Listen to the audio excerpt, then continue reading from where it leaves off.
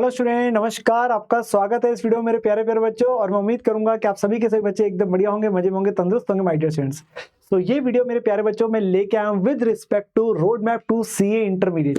तो यहाँ पर मैं आप लोगों को बेटा सीए इंटरमीडिएट के बारे में जो भी आप लोगों की क्वेरीज होती है ना, कि कौन कौन से बच्चे सीए इंटरमीडिएट के अंदर रजिस्टर करा सकते हैं, कितने सब्जेक्ट्स होते हैं, हमारे पास ग्रुप्स कैसे डिवाइडेड है, रजिस्ट्रेशन फीस कैसे होती है, कितनी बार एग्जाम होते हैं, बहुत सारे बच्चों के मन में क्वेरीज होती है।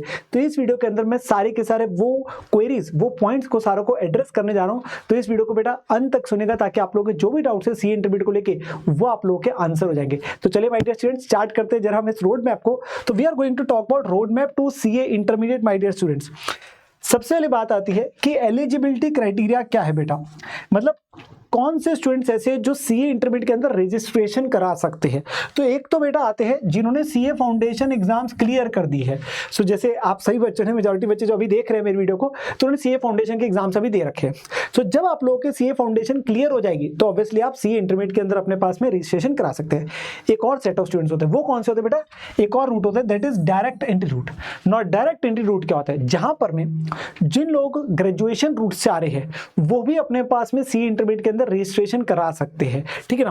तो एक या तो आप फाउंडेशन रूट से अपने पास आ रहे वो क्लियर किया, सी इंटरमीडिएट आ गए, या आप डायरेक्ट एंट्री रूट लेके आए। नॉट डायरेक्ट एंट्री रूट में कौन कौन से स्टूडेंट्स हैं जो कर सकते हैं। सबसे पहले आते हैं बेटा कॉमर्स ग्रेजुएट्स और पोस्ट ग्रेजुएट्स विद 55% मार्क्स। तो उन लोगों को बेटा कॉमर्स ग्रेजुएट को कितना चाहिए होता है, 55% मार्क्स चाहिए होते हैं, ठीक है ना। या आते बेटा नॉन कॉमर्स ग्रेजुएट्स, तो जिन्होंने कॉमर्स नहीं कर रखी, ठीक है ना, तो वो बच्चे अगर ग्रेजुएशन के बाद, जैसे अपने पास में ग्रेजुएशन के बाद सीए करना चाहते हैं, तो उनको कितना परसेंट चाहिए होता है, 60% मार्क्स चाहिए होते हैं, ठीक है ना। और एक आते बेटा जिन्होंने क्लियर कर रखा है इंटरमीडिएट ऑफ कंपनी सेक्रेटरी और कॉस्ट अकाउंटेंट, तो सीएस का इंटरमीडिएट लेवल, या जो आपके पास कॉस्ट एंड मैनेजमेंट अकाउंटेंट जो सीडब्ल्यूएम बोल देते हैं, कॉस्ट एंड मैनेजमेंट अकाउंट, उनका अगर इंटरमीडिएट आप लोगों ने क्लियर कर रखा है तो वो भी अपने पास में सीए इंटरमीडिएट के अंदर में रजिस्ट्रेशन करा सकते हैं। तो सीएस या कॉस्ट अकाउंटेंट वाले उन्होंने अगर कर रखा है तो ये आपका होता है डायरेक्ट एंट्री रूट। साथ में इस वाले रूट में बेटा जो ग्रेजुएट वाला रूट होता है, इसमें एक प्रोविजनल रजिस्ट्रेशन का क्राइटेरिया भी होता है कि अगर आप अपने लास्ट ईयर में है तो आप प्रोविजनल रजिस्ट्रेशन करा सकते हैं काइंड ऑफ, एंड बाद में जैसे आपका मार्कशीट वगैरह आती है आप सबमिट करते तो आपकी रजिस्ट्रेशन कंफर्म हो जाती है, ठीक है ना।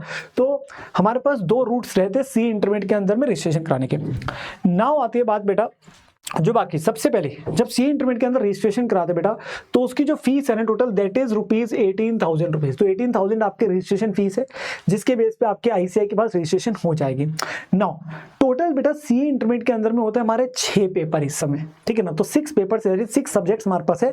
एंड ये जो पेपर्स है ना बेटा, ये आप लोग के डिवाइडेड होते हैं 2 ग्रुप्स। किसमें होते हैं बेटा, 2 ग्रुप्स में डिवाइडेड होते हैं। देयर इज अ ग्रुप 1, सो एक हमारे पास है बेटा ग्रुप 1, ठीक है जी, और एक हमारे पास है group 2 which is paper number 4 to paper 6। तो paper 1, 2, 3 are in group 1। Sir group का रोल क्या होता है बेटा, एट अ सिंगल सीटिंग एक स्टूडेंट के पास ऑप्शन होता है जब एग्जामिनेशन आता है, वो एक टाइम पे या तो सिंगल ग्रुप करके पेपर दे सकता है, या वो एक टाइम पे दोनों ग्रुप भी दे सकता है। तो सर क्या हमारे कोई बेनिफिट्स होते हैं, यस मैं उस पर आऊंगा कि हमारे क्या बेनिफिट्स होते हैं दोनों ग्रुप देने के। नाउ फर्स्ट ग्रुप जो है बेटा उसके अंदर में 3 पेपर्स कौन कौन, सबसे पहला होता है एडवांस अकाउंटिंग, 100 मार्क्स के सारे पेपर है। ये एडवांस अकाउंटिंग है, एडवांस नाम लिखा गया, ऑब्वियसली इतना एडवांस लेवल है, वो मैं पढ़ाता हूं बच्चों को इंटरमीडिएट लेवल पे, advance accounting 100 marks. Then paper 2 है बेटा corporate and other laws, again 100 marks. Paper 3 है बेटा टैक्सेशन का 100 मार्क्स। नो टैक्सेशन के अंदर में 2 सेगमेंट्स होते हैं, एक होता है बेटा इनकम टैक्स और एक होता है जीएसटी, 50 मार्क्स ईच का कंपोनेंट आपका रहता है। देन ग्रुप 2 के अंदर बेटा आपके पास होते हैं 3 सब्जेक्ट। पेपर 4 है cost and management accounting, 100 marks. Paper number 5 auditing and ethics, again 100 marks. And paper number 6 है फाइनेंशियल मैनेजमेंट, जिसे शॉर्ट में FM, and strategic management that is SM करके हम अपने पास बोलते हैं, अगेन 100 मार्क्स इन दोनों का रहता है। So this is the 6 subjects जो पेपर्स आप लोग अपने पास देते हैं। नो एक होते बेटा आप अपनी रजिस्ट्रेशन कराते by paying a fee of 18,000 for CA intermediate. Now जब एग्जामिनेशन देने होते हैं उससे 1-2 महीने पहले इंस्टीट्यूट के एग्जामिनेशन फॉर्म आते हैं, ठीक है ना, तो आपको क्या देनी पड़ती है, एग्जाम फीस देनी पड़ती है। नो जो एग्जामिनेशन फीस है वो आप लोगों की रहती है बेटा, एग्जाम फॉर्म की फीस रहती है 1500 रुपीज सिंगल ग्रुप। तो अगर आप एक ग्रुप के अपने पास पेपर देना चाहते हैं तो आप लोगों की 1500 फीस है, और अगर आप इकट्ठे दोनों ग्रुप देना चाहते हैं तो 2700 is the fees for both groups. हम बच्चों को जनरल एडवाइस, जैसे मैंने बोला, दोनों ग्रुप्स के लिए ही बच्चों को बोलते हैं करने के, बिकॉज उसके बेनिफिट्स रहते हैं। नो जो रजिस्ट्रेशन का भी एक क्राइटेरिया होता है ना बेटा, वो होता है कि हमारे को एटलीस्ट जो रजिस्ट्रेशन का टाइम है ना वो 8 मंथ्स का स्टडी टाइम होना चाहिए। तो फॉर एग्जांपल जैसे बच्चों ने अभी मई के अंदर में एग्जामिनेशन दी, आप लोगों का रिजल्ट मैं मानता हूँ जुलाई के फर्स्ट वीक में तक आ जाना चाहिए रिजल्ट जो है, ठीक है ना। आप लोगों के पास अगर मई 27 का अटेम्प्ट आप लोगों का बनेगा तो उसके लिए क्या होगा, आप लोगों को रजिस्ट्रेशन करानी पड़ेगी बेटा 31 अगस्त तक, ठीक है ना। तो आपको 31 अगस्त तक रजिस्ट्रेशन, ताकि आपको 8 मंथ्स मिल जाए अपने अटेम्प्ट के लिए फॉर योर अटेम्प्ट इन मई 27, ठीक है ना। तो 8 महीने का आपका क्या होना चाहिए शेड्यूल, जैसे फाउंडेशन में 4 मंथ्स का होता है वैसे इंटरमीडिएट के अंदर 8 मंथ्स का आप लोगों के पास में पीरियड होता है, ठीक है। नाउ मूविंग फर्दर, जो एग्जामिनेशन है बेटा at CA foundation level and currently at CA intermediate level, वो साल में 3 बार होते हैं, जैन में, मई में एंड सितंबर में। सीए फाइनल के एग्जाम्स भी बीच में 3 बार हुए थे, फिर से वो 2 बार ही हो चुके हैं, ठीक है ना, मई नवंबर में होते हैं। बट जो CA foundation and CA intermediate के एग्जाम्स है वो साल में 3 बार होते हैं बेटा, जनवरी, मई एंड सितंबर। Then what is the paper pattern, बेटा पेपर पैटर्न जो है ना यहाँ पे सीए फाउंडेशन से थोड़ा डिफरेंट है। जैसे सीए फाउंडेशन में 2 पेपर आपके पूरे ऑब्जेक्टिव है, 2 पेपर सब्जेक्टिव है, यहाँ ऐसा नहीं है। यहाँ सारे पेपर जो है वो मिक्स है, ऑब्जेक्टिव प्लस सब्जेक्टिव। तो हर पेपर में क्या है, वो एमसीक्यूज भी है पोर्शन और सब्जेक्टिव पोर्शन भी है। तो जो ऑब्जेक्टिव पोर्शन है ना बेटा वो आपका है 30% ऑब्जेक्टिव, तो 30 मार्क्स का आपका ऑब्जेक्टिव पोर्शन रहता है, जिसमें अभी के लिए एज ऑफ नाउ कोई नेगेटिव मार्किंग अभी तक तो नहीं है। जैसे फाउंडेशन में आपके 2 पेपर जो होता है, ठीक है ना, क्वांटिटेटिव एप्टीट्यूड और इकोनॉमिक्स का, जो वहां नेगेटिव मार्किंग होती है, यहाँ कोई नेगेटिव मार्किंग नहीं होती, ठीक है ना। एंड 70% आपका सब्जेक्टिव पोर्शन भी होता है, जो 70 मार्क्स का होता है। हाँ, उसमें चॉइस वगैरह का ऑप्शन भी रहता है, यहाँ पे ऑब्जेक्टिव वाले में कोई चॉइस नहीं होती है, ठीक है ना। So this is the paper pattern across all the 6 subjects, this is uniform. यहाँ पे 6 के 6 पेपर का यही आप लोगों का स्टाइल रहता है, ठीक है ना। देन आप लोगों का रहता है बेटा passing criteria. Now what is the passing criteria, it is similar somewhat to जो आपका फाउंडेशन लेवल पे रहता है, जो बच्चे फाउंडेशन रूट से आ रहे हैं। आप लोगों को बेटा जब आप अपने पास ग्रुप दे रहे हैं, चाहे आप सिंगल ग्रुप दे रहे हैं चाहे आप दोनों ग्रुप दे रहे हैं, मान लीजिए आप सिंगल ग्रुप दे रहे हैं तो आपके सिंगल ग्रुप में 3 पेपर है, तो 300 मार्क्स होगा आपका तीनों ग्रुप का, जो एग्रीगेट मैक्सिमम बनता है। नो पासिंग के लिए आपको क्या चाहिए, हर पेपर के अंदर में 40 एंड अबव मार्क्स चाहिए। हर पेपर में कितने चाहिए, 40 एंड अबव मार्क्स चाहिए। और एग्रीगेट में आपको अपने पास में चाहिए होते हैं बेटा 50% मार्क्स, दैट इज 150। तो आपको अगर ग्रुप 1 दे रहे हो मान लीजिए सिर्फ, तो आपको 300 मार्क्स में से हर पेपर में एक तो लेके आने 40 मार्क्स, और एग्रीगेट में आपके बनने चाहिए 150 मार्क्स। सेम तरीके से अगर आप बोथ ग्रुप्स दे रहे हो तो मैक्सिमम कितने होंगे, 600 मार्क्स। पासिंग क्राइटेरिया का होगा हर पेपर में 40 एंड अबव चाहिए, एंड साथ के साथ में आपके पास में 300 मार्क्स भी चाहिए होंगे, 600 का 50% जो आपका बनता है 300 मार्क्स। तो पासिंग क्राइटेरिया में दोनों कंडीशन पूरी होनी चाहिए, दोनों कंडीशन पूरी होनी चाहिए। तो ये आपका पासिंग क्राइटेरिया, 40% मार्क्स चाहिए बेटा हर पेपर के अंदर में, ठीक है, जो भी आप ग्रुप दे रहे हैं, एंड 50% आपको मार्क्स चाहिए एग्रीगेट में, जो भी आपके सारे ग्रुप के बना के बनते हैं। देन एक एक्स्ट्रा चीज यहाँ पे आती है जो सी फाउंडेशन में नहीं होती है, that is something called exemption, that is something called exemption. So if I से कि बच्चे ने सिर्फ ग्रुप 1 दिया बेटा, और ग्रुप 1 के अंदर में जो 3 पेपर थे, पेपर 1, पेपर 2, पेपर 3, ठीक है जी।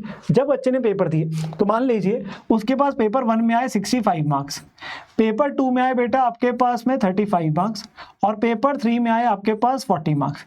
तो बच्चे का टोटल कितना बना, क्या बच्चा पास है कि नहीं है? सर बच्चा ऑब्वियसली सक्सेसफुल तो नहीं आएगा, क्योंकि एग्रीगेट 140 बना तो वो भी 150 से कम है एक बार के लिए, और एक पेपर में 35 विच इज 40 से लेस है, ठीक है ना। लेट्स से मैंने एक रैंडम नंबर लिया, तो वो पास नहीं कराया जाएगा। तो हम क्या बोलते हैं, जैसे सीए फाउंडेशन में क्या होता है, आपको सारे पेपर ही अगली बार देने पड़ते हैं, चलो वहाँ 4 होते हैं। यहाँ पे क्या होता है बेटा, एक एक्स्ट्रा बेनिफिट मिलता है।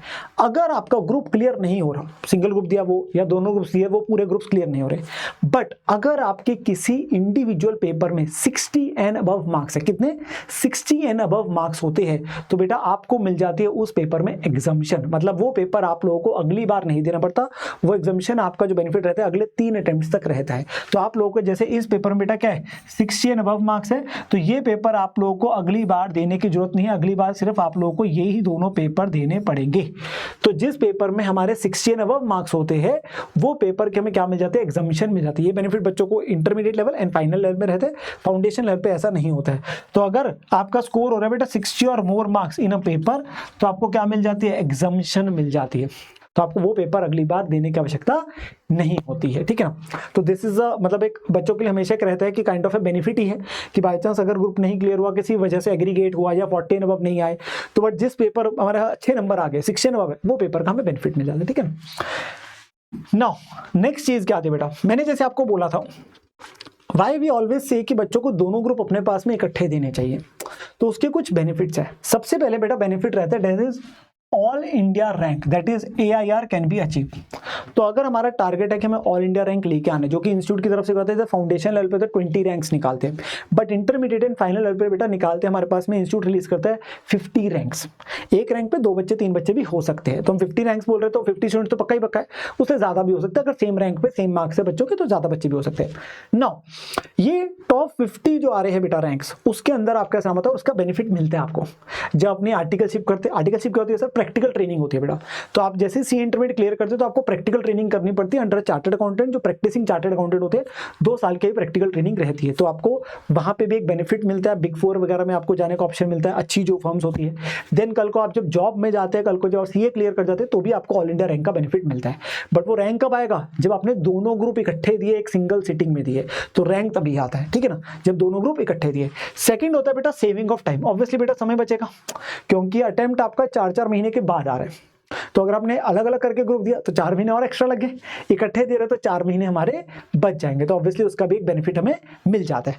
और तीसरा आपके पास में एक और बेनिफिट रहता है, that is set of benefit. Now this is very important, जो हमें समझना होता है बेटा सेट ऑफ बेनिफिट क्या रहता है। नाउ सेट ऑफ बेनिफिट के लिए बेटा मैं आप लोगों के साथ एक छोटा सा एग्जाम्पल लेता हूँ, समझ लीजिए मेरे साथ में। मान लीजिए बेटा आपने अपने पास में ग्रुप 1 दिया और आपके पास में ग्रुप 2 दिया। नो ग्रुप 1 में हमारे पास में मेरे मार्क्स आए लेट से 145 मार्क्स। अब मुझे बताइए, अगर मैं ग्रुप 1 दे रहा हूं एक बार में, सिर्फ एक बार में मैंने दिया सिंगल सीटिंग में सिर्फ ग्रुप 1, और मेरे 145 मार्क्स है, चाहे हर पेपर में 40 एंड अबव है, तो विल आई बी क्लियर और नॉट क्लियर? सर क्लियर नहीं होगा, क्लियर नहीं होगा, क्योंकि हमें कितने चाहिए? 150 मार्क्स चाहिए ना। कितने चाहिए? 150 मार्क्स चाहिए। तो मेरे पास ग्रुप क्लियर नहीं कहलाया जाएगा, ग्रुप क्लियर नहीं कहलाया जाएगा अगर मैंने अकेले दिया, ठीक है ना। बट मान लीजिए मैंने ग्रुप 1 और ग्रुप 2 इकट्ठे दिया है, ग्रुप 1 और ग्रुप 2 इकट्ठे दिया है, ठीक है ना, और मेरे ग्रुप 1 में के सब्जेक्ट में तो 145 है, एंड ग्रुप 2 के सब्जेक्ट में मान लीजिए मेरे 160 मार्क्स है, जो कि इंडिविजुअली तो वैसे क्लियर होता, बट अब जब आप इकट्ठे में दे रहे हो दोनों ग्रुप्स, तो आपका टोटल देखा जाएगा। तो आपका टोटल कितना बना बेटा? 305 मार्क्स। अब जब आपका टोटल देखा गया है 305 मार्क्स, जो कि आउट ऑफ 600 मार्क्स हमें कितने मार्क्स चाहिए थे पासिंग के लिए? सर 50%। तो 50% के हिसाब से कितना बना सर? 300 नंबर ही तो चाहिए थे, 300 नंबर ही तो क्या मेरे 300 या उससे ज्यादा मार्क्स? सारे the answer is yes, the answer is yes. तो बेटा आपके दोनों के दोनों ग्रुप क्लियर माने जाएंगे, दोनों के दोनों ग्रुप क्लियर माने जाएंगे। और ये बहुत बार हमेशा देखा जाता है कि बच्चों को बेनिफिट मिलता है। तो अगर किसी का एक ग्रुप भी अपने पास में थोड़ा वीक है, एक ग्रुप स्ट्रांग है, तो ऑब्वियसली जब दोनों ग्रुप इकट्ठे देते हो तो उसका आपको क्या मिल जाता है बेटा? बेनिफिट मिल जाता है। इसे बोलते हैं हम सेट ऑफ बेनिफिट, कि अगर किसी एक ग्रुप में आपके 150 से कम मार्क्स और किसी एक ग्रुप में 150 से ज्यादा मार्क्स है, तो इकट्ठे में होके अगर आपके 300 या उससे ज्यादा बन जाते हैं तो आपके दोनों ग्रुप क्लियर है। हाँ ऑब्वियसली बात है, हर पेपर में 40 एंड अबव चाहिए, 6 के 6 पेपरों में, 6 के 6 पेपरों में 40 एंड अबव तो ऑब्वियसली होने ही चाहिए, ठीक है ना। तो ये एक बेनिफिट हमें मिलता है जब हम दोनों ग्रुप से इकट्ठे। दीज आर सर्टेन बेनिफिट्स, तभी हम बच्चों को बोलते हैं दोनों ग्रुप इकट्ठे अपने पास में कोशिश करें देने की। देखिए हम स्टार्टिंग हमेशा उससे ही करते हैं, हम चाहते ही है प्रिपरेशन भी वैसी ही कराई जाती है आप लोगों को, ठीक है ना। बाकी बाद में जाके कुछ ऊपर नहीं होता है, तबियत खराब होती है, कुछ चीज़ होती है, तो वो अलग बात है, बट हमेशा माइंडसेट रखो दोनों ग्रुप हमें हमेशा इकट्ठे देने एंड उसके बेनिफिट्स भी रहते हैं। तो मेरे प्यारे बच्चों, ये मेरी तरफ से आप लोगों को सारी इंफॉर्मेशन थी अबाउट सीए इंटरमीडिएट। अगर आप लोगों का इसके अलावा कोई भी और डाउट है सीए इंटरमीडिएट को लेके, ठीक है ना, तो प्लीज कमेंट सेक्शन के अंदर में अपने पास जरूर पूछेगा, हम लोग आंसर करेंगे, और लगेगा तो उसको लेकर हम वीडियो भी जरूर बना देंगे, ताकि आप लोगों की कोई भी क्वेरी जो है वो अनआंसर्ड ना रहे, ठीक है ना। मिलते हैं आप लोगों से आगे, टेक केयर मेरे प्यारे बच्चों, bye bye, have a great time, love you, bye bye.